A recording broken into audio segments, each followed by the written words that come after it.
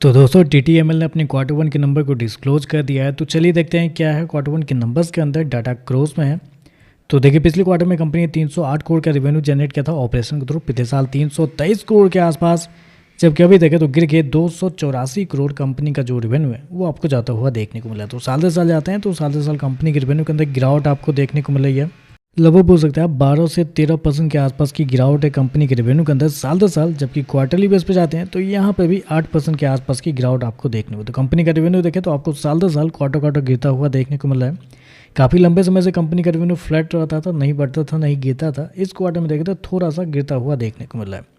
खर्चे की बात करते हैं तो देखिए पिछले क्वार्टर में कंपनी 158 करोड़ खर्च की थी, पिछले साल 188 करोड़। अभी देखें तो कंपनी खर्चे 139 करोड़ आपको देखने को मिल रहा है। तो खर्चे देखें तो खर्चे ठीक है, कंट्रोल में आपको देखने को मिल रहा है। चलिए कंपनी का प्रॉफिट क्या निकलता है वो देखते हैं। तो देखिए पिछले क्वार्टर की बात करते हैं तो पिछले क्वार्टर में कंपनी 306 करोड़ के घाटे में थी, पिछले साल 323 करोड़ के घाटे में।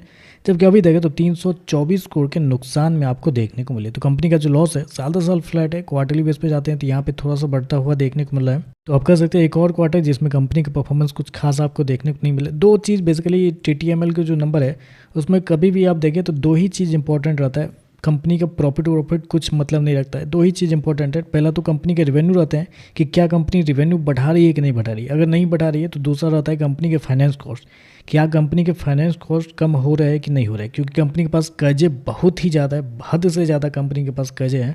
मतलब आप समझिए 284 करोड़ का जो कंपनी रेवेन्यू जनरेट कर रही है क्वार्टरली बेस पे, वो लगभग 450 करोड़ फाइनेंस कॉस्ट में पे कर रही है। मतलब आप समझ लीजिए कितना ज़्यादा कर्जा है कंपनी के पास। तो कर्जे बहुत ही ज़्यादा कंपनी के पास है, न ही कंपनी रेवेन्यू बढ़ा पा रही है, न ही कंपनी के कर्जे कम हो पा रहे हैं। तो दोनों चीज़ कंपनी के हक में नहीं जाता हुआ देखने को मिला। इस क्वार्टर में देखें तो दोनों चीज़ फिर से आपको कुछ खास देखने को नहीं मिल रहा है।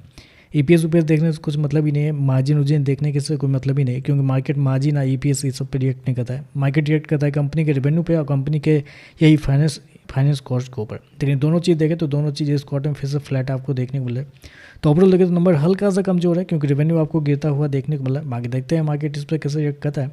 आज के लिए बस इतना है। वीडियो पसंद आए तो लाइक कीजिएगा, साथ में साथ चैनल को सब्सक्राइब जो कीजिएगा। धन्यवाद।